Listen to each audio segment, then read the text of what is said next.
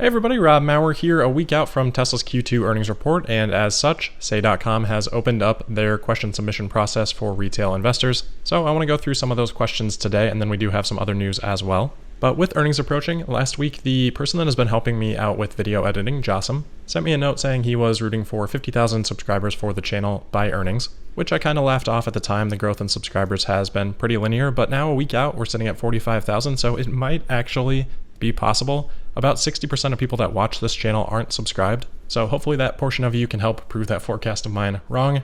You have 1 week.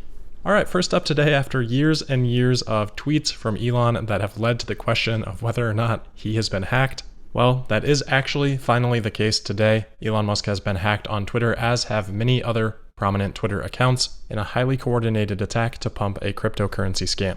As of yet, there is no information on who is responsible for the attack, but in addition to Elon Musk, other high-profile accounts such as Bill Gates, Jeff Bezos, Warren Buffett, Barack Obama, and Joe Biden, as well as Apple's corporate account, and many others, were also compromised.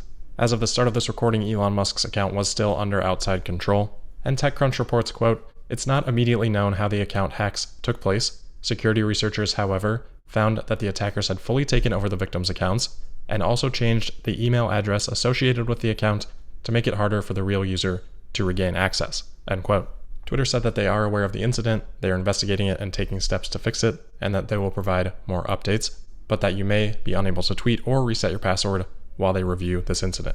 So disappointing to see this happen, but obviously with the attack being so widespread, the responsibility doesn't fall on Elon Musk, and hopefully followers are wise enough to avoid this scam. Alright, next up today, as I said, Say.com has opened up their question submission and voting process for questions for Tesla's Q2 earnings call next week. Tesla generally takes the top 5 most upvoted questions by retail investors, and that is done by share count. So each share essentially acts as a vote, and you can see the total number of shares up voting an individual question in the bottom left of that question. So as usual, I want to go through the questions that I have submitted here, and most importantly, the rationale behind them. In general, I ask about constraints and batteries, Tesla Energy, and the Semi.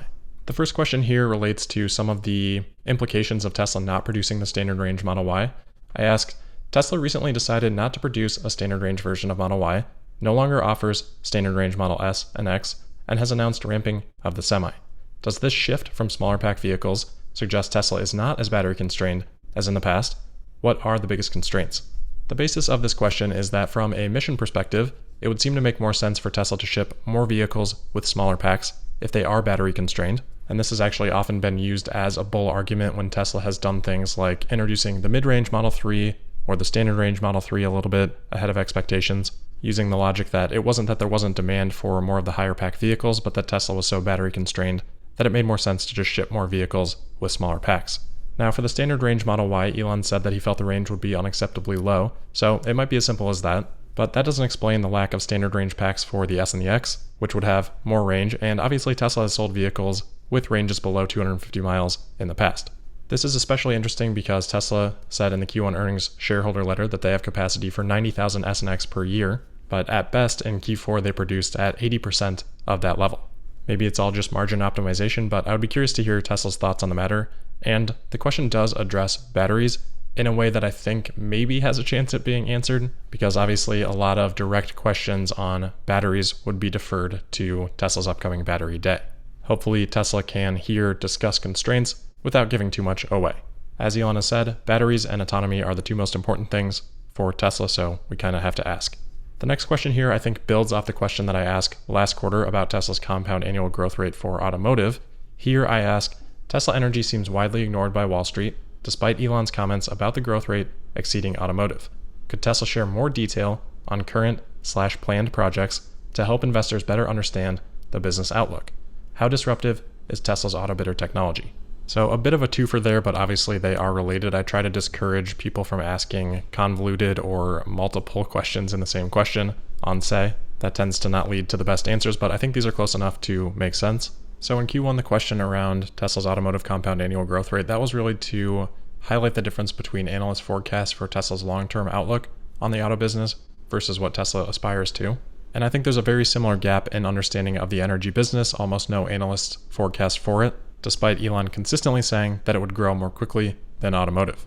Since we already know those ambitions, I just think it would be helpful for Tesla to talk a little bit more about the topic and be a little bit more communicative and informational around past projects and future planned projects to help investors get a more firm understanding of the progress that's being made with the energy business, both solar and storage, and the potential for these businesses. This is a confusing business to be in, and the more that Tesla can provide us with help in understanding that, I think the better. My third question here is on the Tesla Semi. So we, of course, recently had the leaked Elon Musk email that alerted Tesla employees that it was now time to get the Semi to volume production, despite the fact that in the Q1 shareholder letter, Tesla said that they are shifting the first deliveries of Tesla Semi to 2021. My question is then, now that it is time to bring the Semi to volume production, can you share more detail on production plans? What weekly production rate is considered volume production, and when does Tesla expect to reach that rate? So pretty simple on this, I would just love to hear more about Tesla's production plans for the Semi.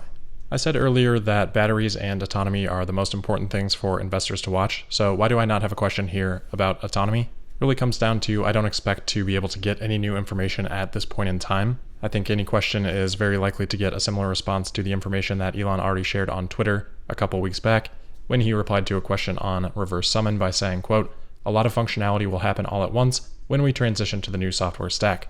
Most likely it will be releasable in 2 to 4 months. Then it's a question of what functionality is proven safe enough to enable for owners," end quote.